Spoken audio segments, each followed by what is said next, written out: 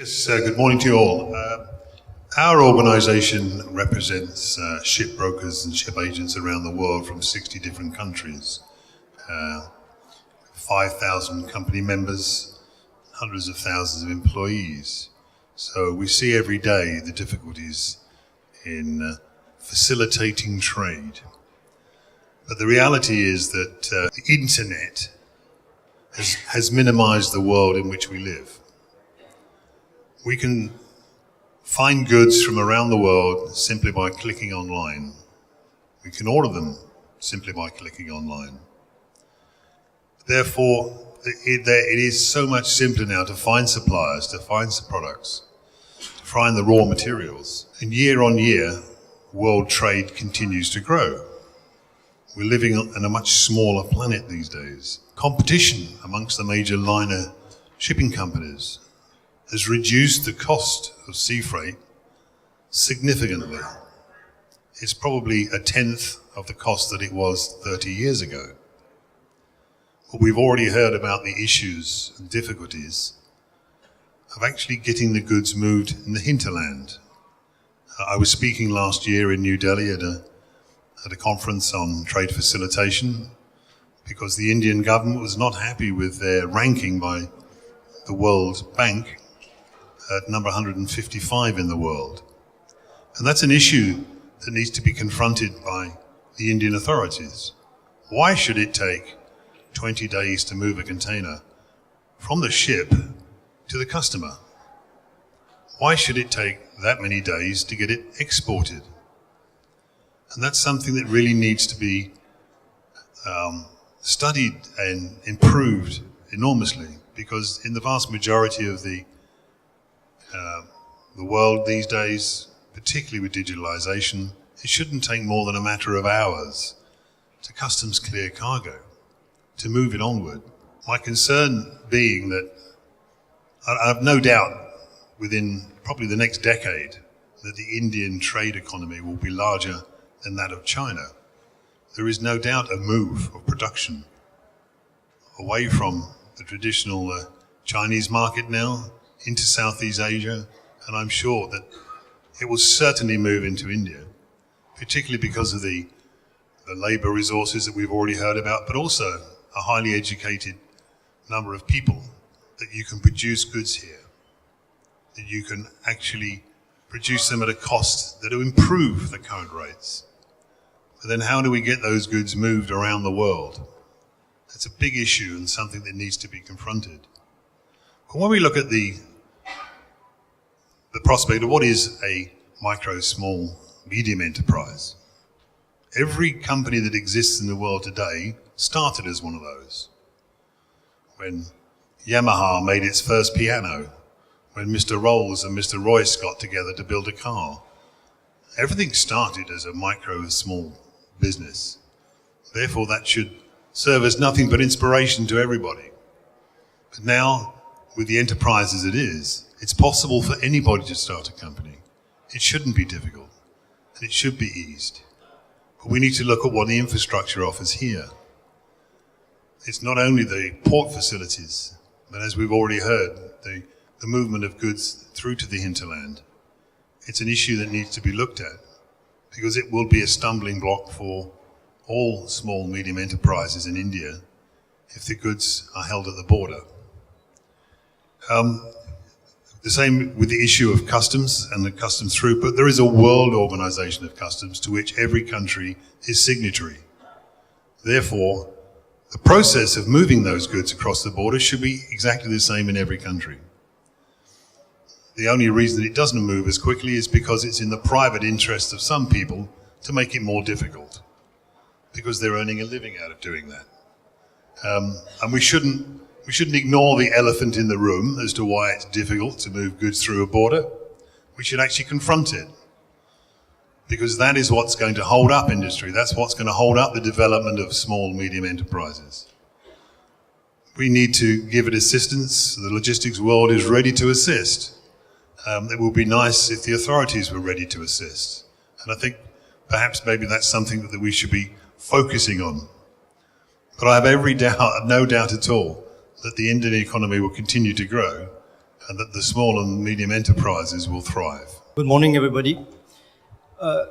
Global economies participate in the global value chain by leveraging on their competitive advantage.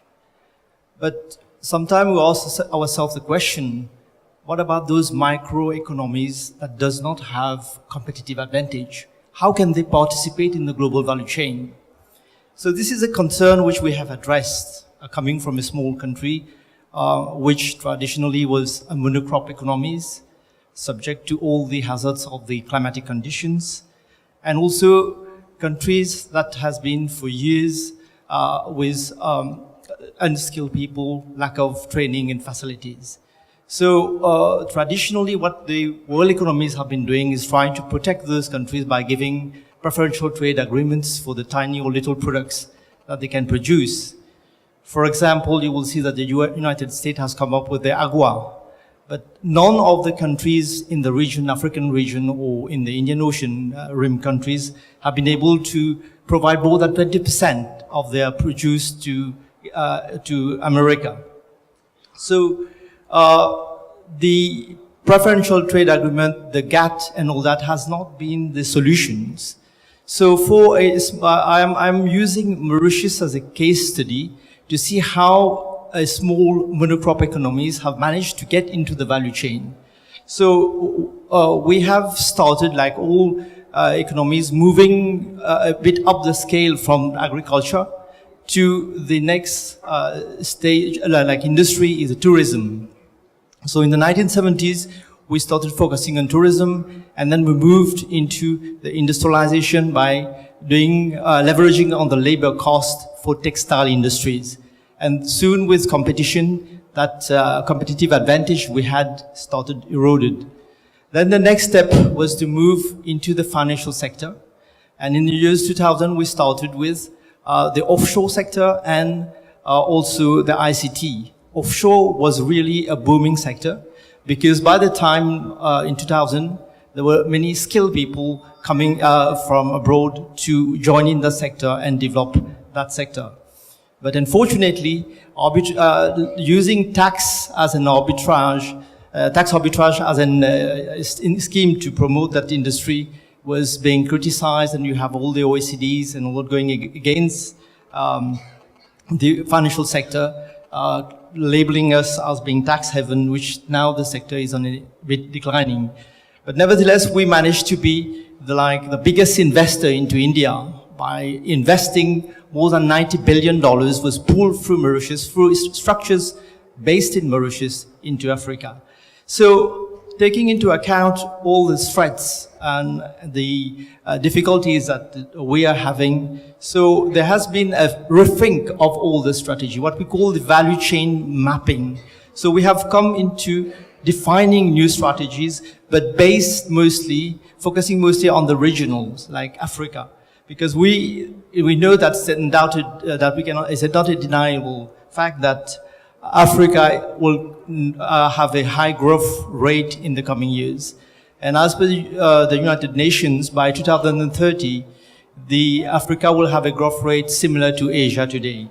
So taking that into consideration, the value mapping that we have said is like to develop more supportive services that will help Africa in all the African MSMEs in their growth strategy. So we have come up with developing the logistic facilities, which is normally a big problem. We have developed the free port services, which is a tax-free zone with modern warehousing facilities. We have also provided e-commerce platform, which will provide distributive network for all the products that are being manufactured in the region. We have also gone into a skill development program by creating a knowledge hub in Mauritius, whereby we're attracting foreign top universities in Mauritius, train people from the region so that they can provide the skilled jobs, enter into those sectors that require a skilled person. We are setting up research and development facilities in Mauritius. And how this strategy is being implemented by coming up with smart cities, whereby those cities are specializing like in medical hub, biotechnology, media. So we are attracting skills from abroad by giving incentives to expatriates so that they can come, live and play, live in a nice and green environment. And on the IP side, we have signed all the agreement with WIPRO and all that to protect all the intellectual properties. And also, the most important part is to leverage on the skills and the competitive advantage we have acquired in the financial side by coming up with an international stock exchange, which is forthcoming, which will be a multi-class and multi-asset based. So we're going to allow all the African small exchanges to be listed on that stock exchange, and also together with a well-established stock exchange from Asia, from Europe. So we will give as if a possibility for them, for this small or medium-sized enterprise, to have access to the capital market and give a market which will provide more liquidity to them. So that's the major thing that we are working on. And lately we have what we have been discussing, and is going to be forthcoming, the setting up of a venture capital fund for Africa. So the venture capital fund will be supported by the Mauritian government, by the Indian government, and also by many other funding institutions, so that we can fund the SMEs coming from India or from any other countries that want to have a platform, an outlet in Mauritius for investing into Africa. So I think those are the major strategies that we have put in place and to enable the business to do. But if you look at the strategies also that we have put in place, what we call the New Africa strategies, is like, first we have become members of many regional free trade agreements that exist within that region, like the South African Development Community, the COMESA, the Indian Ocean Rim. So all those are organizations that encourage free trade among the member states. And also we have come up with Mauritius Africa Fund. What this Mauritius Africa Fund, which is a 500 million rupees, Mauritian rupees fund, it aims at helping any investor that want to get into Africa, because in countries like Senegal, Mozambique, Ivory Coast, Ghana, we have been given more than 200 hectares of land where we can build a special economic zone. So anybody that any investors from any part of the world that want to go into those countries, they can have access to those funds, and they will have also access to the warehousing or facilities that are being provided. We have also provided subsidized export guarantee scheme, and also some insurance scheme on whatever goods being produced and export. And many other fiscal incentives have also been provided, like exemption of duties and all that. So in a nutshell, that's all the strategies that we have put in place, and to help foreign SMEs to get into the Africa market. Thank you very much. Good morning. I'm here to talk about money. And actually, I'm offering you that money right now. So Prima Dollar is a British trade finance company. We do one job, one very simple thing, in a completely democratic way. So whether you're a large company or a small company, I can help you. Increasingly, buyers of your products want to buy on credit. So they want no down payment, no LC, pay you later. And this is a difficult thing, because you have to trust them, and your bank doesn't like it, and your foreign exchange regulations don't tolerate this. And so we do a simple job, which banks find very difficult to do, which is we buy your shipping documents once you've made the goods. And we pay you the cash, usually 95%, sometimes even 100%. And then we collect from your buyer later. And it's our risk. And we're a global operation. We are a fintech. We are only trading now 15 months. We already have 65 factories across South Asia that we help to export to 11 countries, US, GCC, Europe, Australia, using this very, very simple system. We exist because the global financial community is finding it very difficult today to work with smaller companies in countries like India, Bangladesh, Pakistan, China, and so on. And that's because of compliance and money laundering. And it's because actually the transactions which often you're doing, 1 container a month, 5 containers a month, are relatively low value in the scheme of the global economy. Our clients are in FMCG. So this is textiles, furniture. We also work with pharmaceuticals, with car parts, and manufactured products. The technology we use is not new. It's been used in the commodities financing market for many years. We have simply found a way of using technology to reduce the cost of providing a similar service for manufactured goods. We're shortly joining the SWIFT network, which allows us to work directly with banks to provide an economic and efficient way for micro, small and medium-sized companies to offer credit to their buyers. For India, this is a critical step. Equal access to trade finance is vital. Big companies find this easy to do, to offer credit to buyers. They have big balance sheets. They have money they borrow from local banks, international banks at very low cost. MSMEs find this very hard. They don't have collateral. Buyers want credit. If you don't give the buyer credit, you're not showing confidence in your products. We help you do that. We are working extensively with central banks, local banks, and governmental bodies across South Asia to get this system working. We help the trickle down of economic wealth into the MSME sector by getting equal access to finance to everybody. So it's a very simple product, and it's not hot air, it's not talking. We do this now. We're ready to work with you here.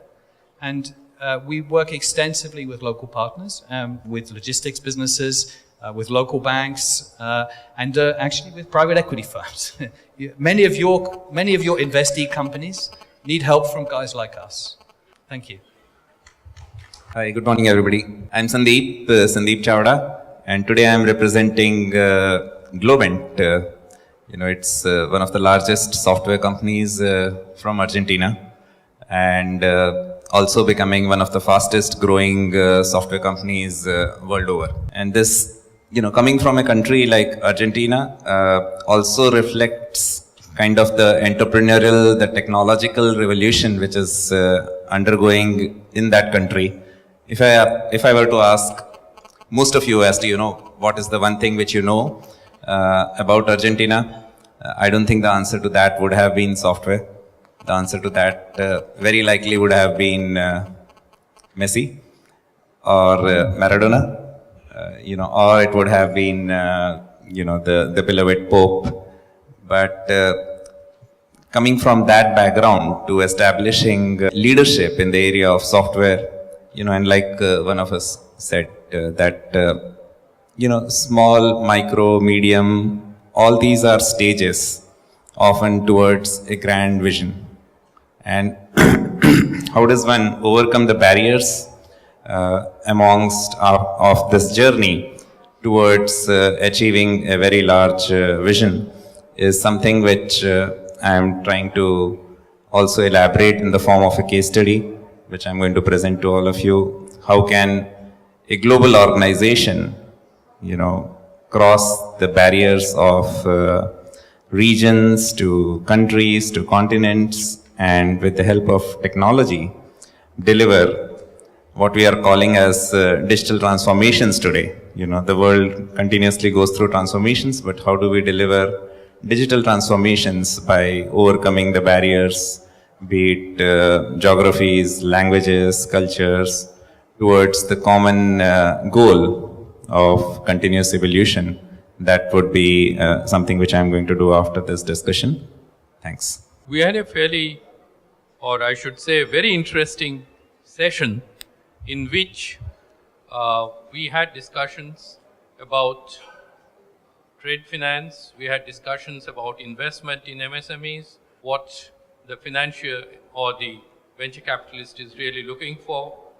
We had discussions about what is going to happen to small-scale industries, particularly in terms of the incentives which they get and how much of that they're able to utilize. We had discussions on border valuations. We also had discussions on logistics and how the logistics costs have come down, and when a growing economy, and for a growing economy of like India, how people can take advantage of it in the future. We also had discussions on fintech, we can take advantage of it. Then of course we had some discussions on IT. We also talk about how the African opportunity can be leveraged using Mauritius as the route. Well, this is a fairly sort of a wide scope that has been opened up. Now we have a few questions. Can we get it? We have time for a few questions. Before we go to the audience, I would like to start with one question. Recently, just now you mentioned that the small-scale industry is not able to take advantage of the incentives which are given to them. So I think what I was trying to refer to here is that the cost of processing what in India we call the MEIS benefits for exports granted under the foreign trade policy.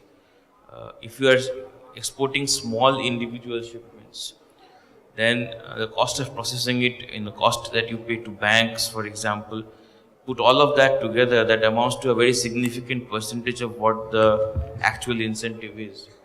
The actual incentive is about 2.5 to 3.5% of your total export income. And if that individual small shipment is not of a very high value, it leads to a problem. Overall, the transaction cost of processing incentives are often significant for MSMEs. For a large company which is claiming a lot of incentives altogether, it's much lesser. So the larger point here is therefore that the cost of processing and granting of incentives have to come down. I think this is a critical element if the government seriously wants to use these export incentives to also help MSMEs to get benefit out of it. That would be a part of the solution as well.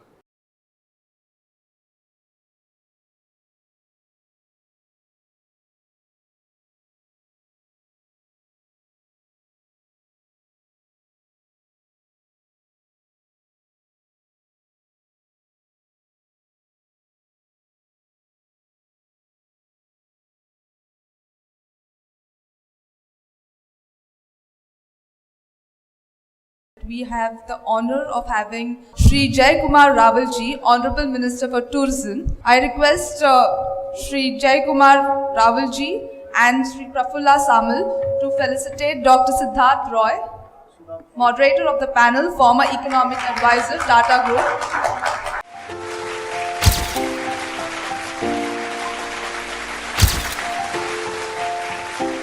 I request Shri Prafulla Samal ji to kindly felicitate Dr. Preetham Banerjee, Senior Director, South Asia Corporate Public Policy, Deutsche Post, DHL Group.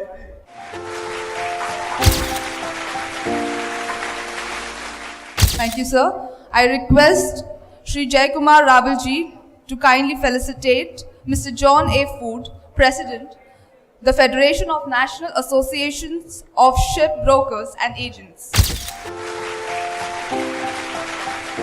Thank you, sir. I request Shri Shamal ji to kindly felicitate Mr. Mahendra Chu, President, Kiretsu Forum Global Angel Network, Mumbai.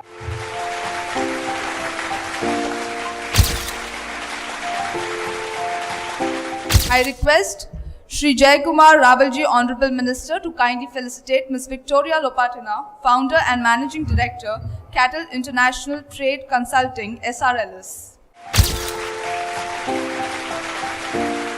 May I now request Honorable Minister Shri Shamalji to kindly felicitate Mr. O.P. Hisaria, Senior Vice President, Reliance Industries Limited.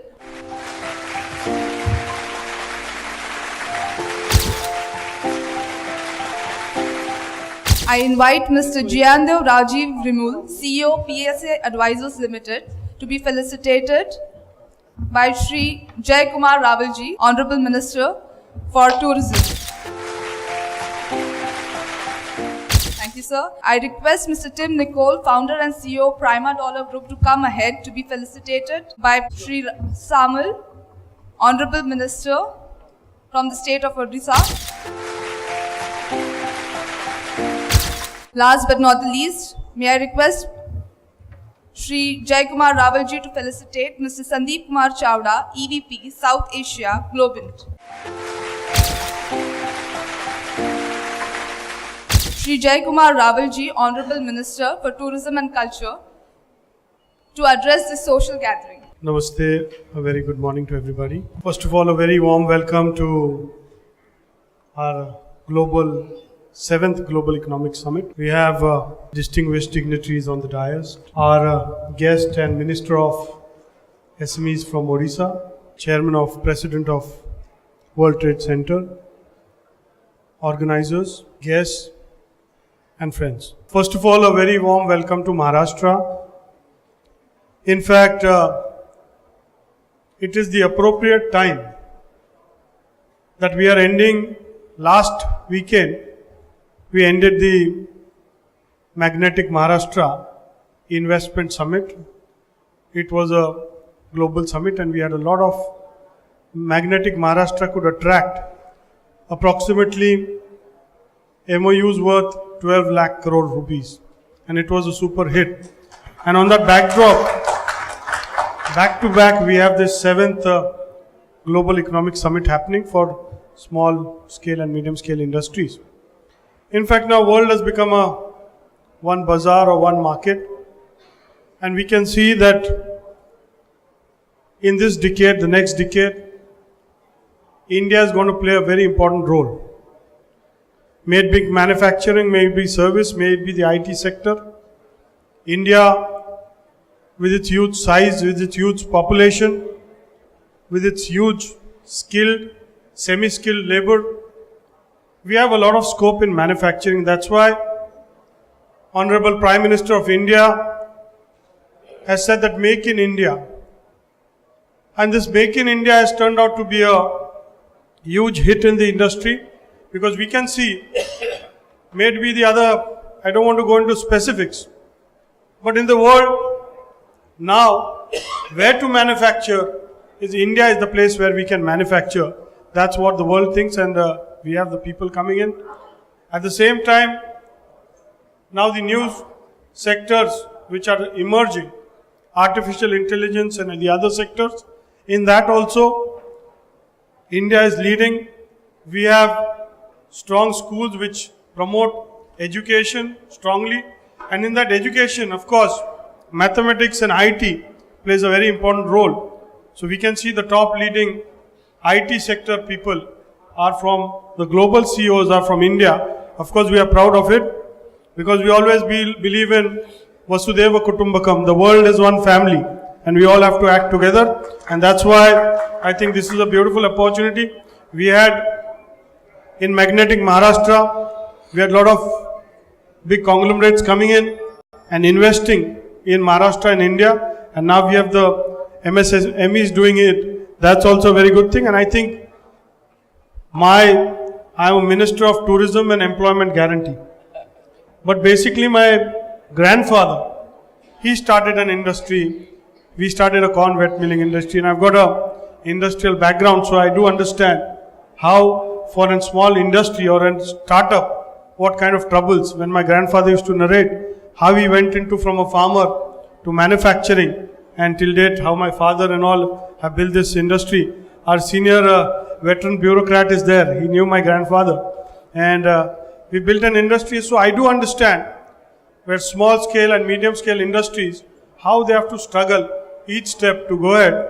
But of course, struggle is a part of life, and I think common issues can be discussed, policies can be framed.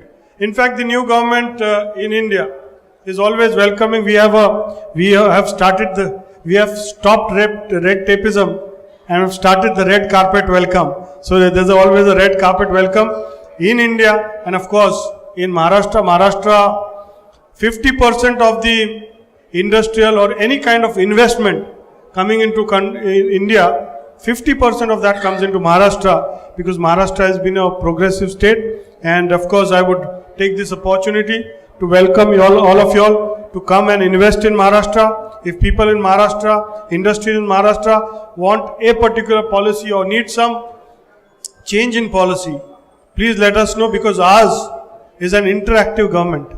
We don't want to make policies sitting in an office, but we want to make policies which suit the people, which suit industry, and which will help them grow. So that's why we always say that you all are always welcome.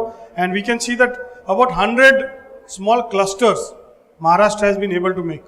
We made 100 clusters in different segments, may it be agriculture, may it be handicraft, may it be manufacturing, hardware, all sorts of hundreds clusters the government of Maharashtra has made. And in these clusters, we try to provide them with some common facilities, which as an industry, we cannot invest and make. So we have some common facilities which all of you all can use. This kind of work we are doing, and with this new MOUs, there's a lot of things happening. Maharashtra government has invested heavily in infrastructure. May the coastal road, you can see a lot of, you all must have faced a bit of traffic problems, congestion, but that's for the future. We are seeing that there's a beautiful MMRDA, this is the Mumbai metropolitan region. We are trying to have a connected, synchronized transport system, wherein we have the metro, we have the green buses we are going to make. All this is going to be connected, and we are trying to get our ports also ready, where we can use the sea also as transport. So all these transports are going to be converged and made simplified. So in the coming time, infrastructure is what we are investing heavily. We are making the Samruddhi Mahamarg. Samruddhi means, what do you call? Prosperity. Thank you so much. So Prosperity Highway, which is an express highway, where we have got industrial nodes, we've got tourism nodes, where you can exit and go into an industry. We are trying to connect all the districts of Maharashtra, and we have got a huge investment also from the Arab states. They are investing heavily into infrastructure in Maharashtra. The Japanese are investing. We have Virgin is starting a hyperloop from Pune to Mumbai. So in 25 minutes from Pune, you're going to be at the new international Mumbai airport.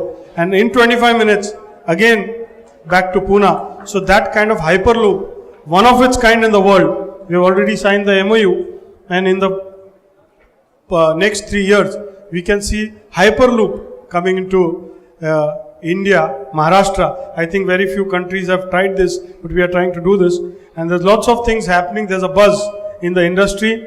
I would also appreciate you're all coming into Maharashtra, investing into Maharashtra. And as I think one of the biggest industries of the world is the tourism industry, which supports every person, right from small food trucks to 5-star hotels, from rickshawalas to the airline industry. It supports a lot of people, from photographers to selfie people to a lot of people can be supported through the tourism industry. In India, we have had a tagline. Our punchline is Incredible India, and Maharashtra is Unlimited Maharashtra. So in Maharashtra, we have around 720 kilometers of sea line. You can see the sun, sea, shore, and the beaches are there. On one side we have the dolphins, on the other side we have the world famous tigers. So that kind of Maharashtra we have. We have 5 World Heritage Sites. One was yesterday we inaugurated power coming into, it's an island from here. Like the Sentosa Island we have for Singapore, which developed. So that kind of island we are looking at, Elephant Island, which is very close. You can go by the sea there from Gateway of India. So we have World Heritage Sites here, we have animals here, we have Bombay, Pune, Nasik, Nagpur, we have airport connectivity, highway connectivity. There's so much ready in Maharashtra. So I take this opportunity to welcome you all and welcome you all to invest in Maharashtra. At the same time, World Trade Center globally and especially in Maharashtra, Mumbai is very active. I must congratulate them that every time you all are trying to help industry work and fine-tune things there. Anything the government of Maharashtra could do, please let us know. You are always welcome. Thank you so much for sparing your time. Thank you so much again. Thank you, sir, for your valuable words of wisdom. I request you to kindly stay back and present a few awards for outstanding companies for their work in the field of GVCs. I'm pleased to invite Global Express Multilogistics, Mr. Datta Shinde, Chairman, and Mr. Shankar Shinde, Managing Director, to please come up on the stage and receive the award for excellence in the field of global value chains under the category Services. ThinkFi, Mr. Samit Choksi, co-founder, and Mrs. Priya Choksi, co-founder of ThinkFi, to please come up on the stage and receive the award from honorable ministers and distinguished panelists. I am pleased to invite Imaginarium, Mr. Guru Prasad Rao, Director Mentor, Imaginarium, under the category Innovation, to please come up on the stage and receive the award of excellence in the field of GVCs from the honorable ministers.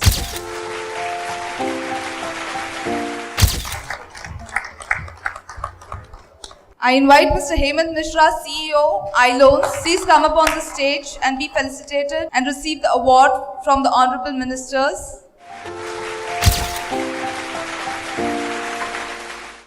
For his work in the field of GVCs.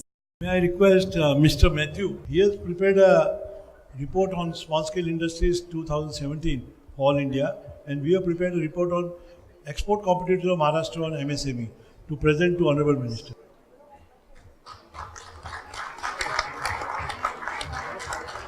Thank you, sir. I kindly invite Mr. Sharad Upasthi, Vice Chairman, World Trade Center, Mumbai, to felicitate Shri Jaikumar Ravalji, Honorable Minister for Tourism and Employment Guarantee Scheme, Government of Maharashtra.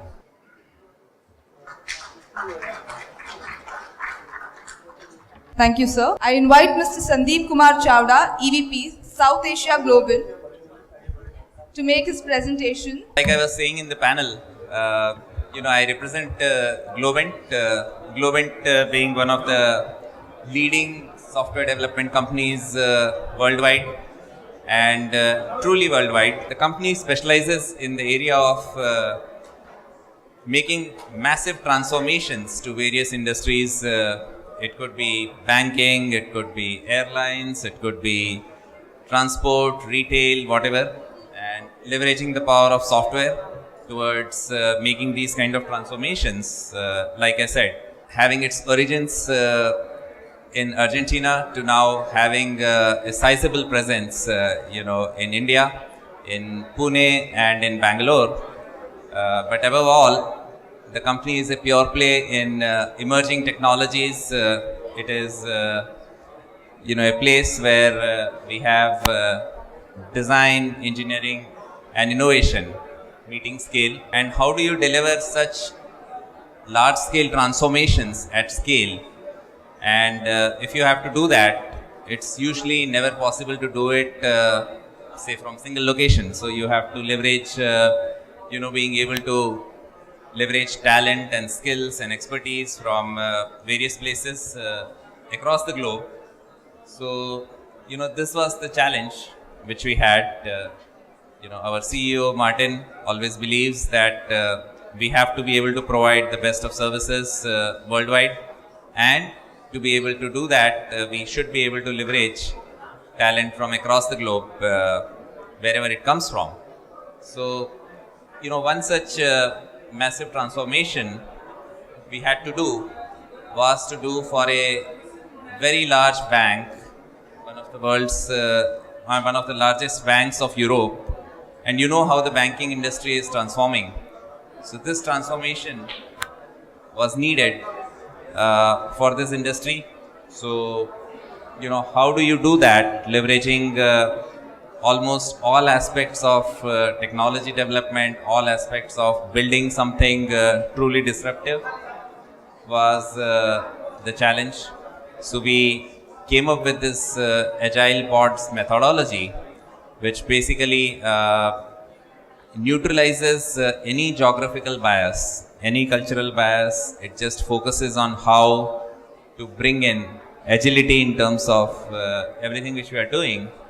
And together with this combination of studios and the agile methodology, what we were able to achieve for this largest banks in Europe was an exercise where we had more than 350 people from Globant, 350 Globers as we call them, working across 34 different roles, working across 28 different teams, spread across 20 sites, and delivering something in a record span of say 550 days, where it was a total transformation of a bank in the sense that after this bank today does not have a single branch office anywhere. So no physical presence. It is a completely online bank, and the whole infrastructure and transformation for this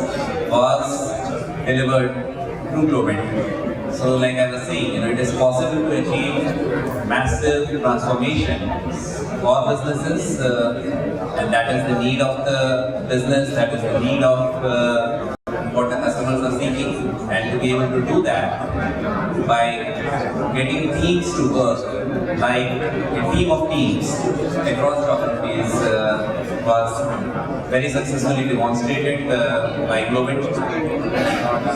This case study will be very useful for all of you in terms of keeping certain, it's an eye-opener for certain mindsets as to how do you bridge cultural differences, language barriers, everything towards the global objective of bringing about digital transformations. So I think, with that, I would like to say thanks to all of you for giving me this opportunity. Thank you. Thank you, Mr. Chawla.